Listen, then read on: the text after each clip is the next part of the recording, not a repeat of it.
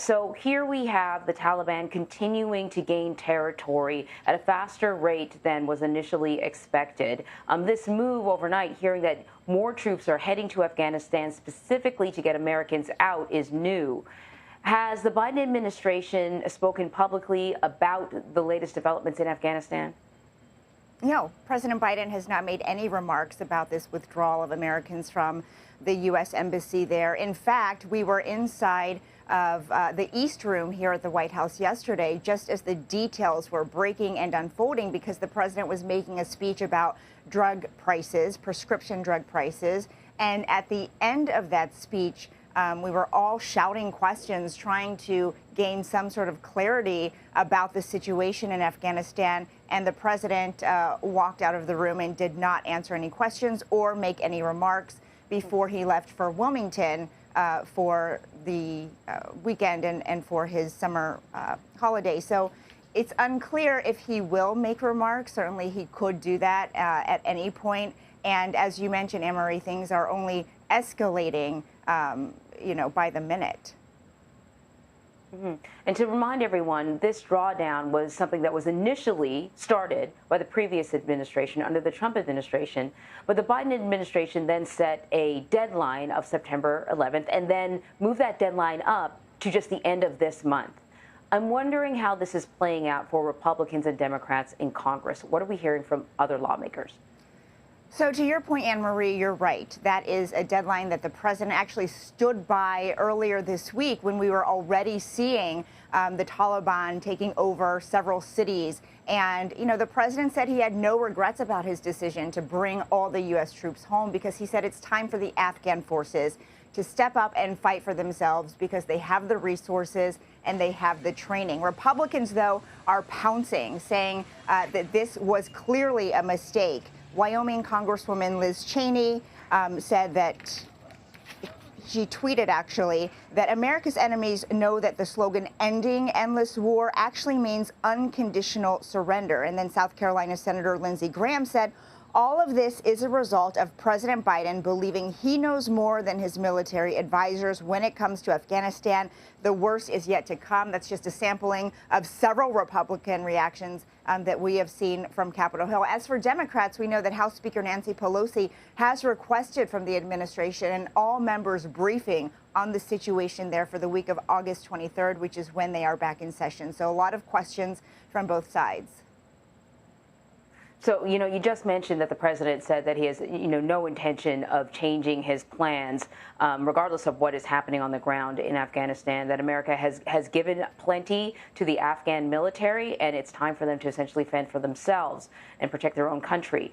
That being said, things are changing quite rapidly. Just yesterday, at least I would not have expected thousands of troops to be heading back to Afghanistan to help with this evacuation of Americans and their allies. And one thing that I've learned recently about Afghanistan and the idea of getting allies out, interpreters and others, is, they all have to make it to Kabul.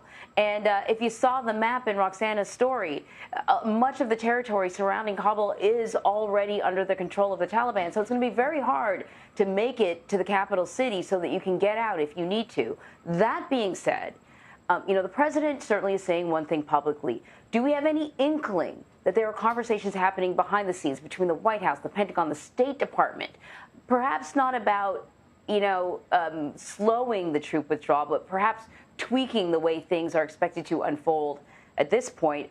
It's over, the next couple of weeks. Not that we have unearthed in our reporting, Anne-Marie, and it is unlikely, frankly, because that would have to require a complete reversal from President Biden if they were to change course, if they were to stay there after all. And this is not a surprise, what's unfolding now. In fact, a U.S. official tells CBS News that this whole plan to evacuate Americans from the embassy was already in place 2 weeks ago. It was just that once the Taliban began encroaching on Kabul, it became more apparent that they had to put that plan into motion, which is exactly what happened yesterday.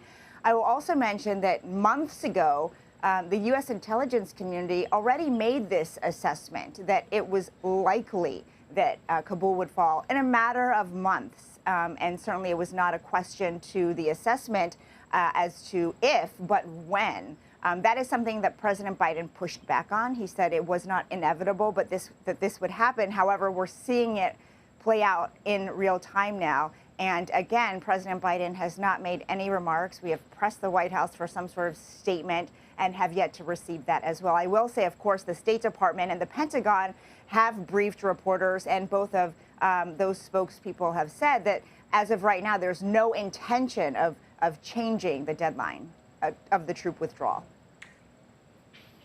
All right. Listen, while we have you here, I got to ask you about one of the top domestic issues, infrastructure, the two bills that are out there. There are reports that Democratic House aides are expected to meet at the White House today to discuss the budget reconciliation package. That's the big one, the big over $3 trillion one. Yes. It comes as There you go.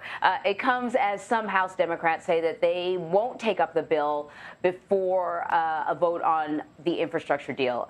Basically, the question is, where do things stand right now?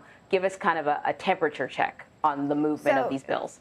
It's a lot of number crunching, as always, when it comes to these bills, because, different factions of the party have to see whether they have the numbers, whether they have the votes to pass something. And this is not a surprise, but as it stands right now, it looks like 9 moderate Democrats have penned a letter to House Speaker Pelosi to say, we are not going to vote on that massive $3.5 trillion plan until we vote first on the bipartisan infrastructure deal, which you might remember the Senate just passed this week, which was a big victory for President Biden, because that was what we thought was going to be the biggest hurdle in getting it passed.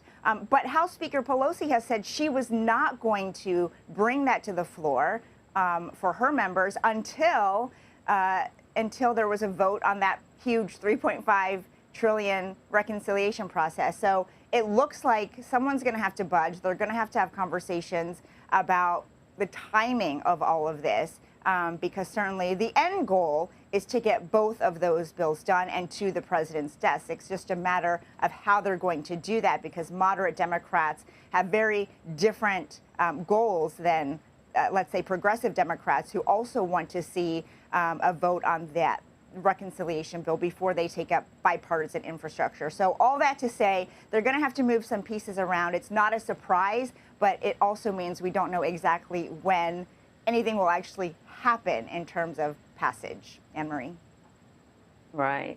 All right, Weijia, thank you very much. Sure. So, of course, the other big domestic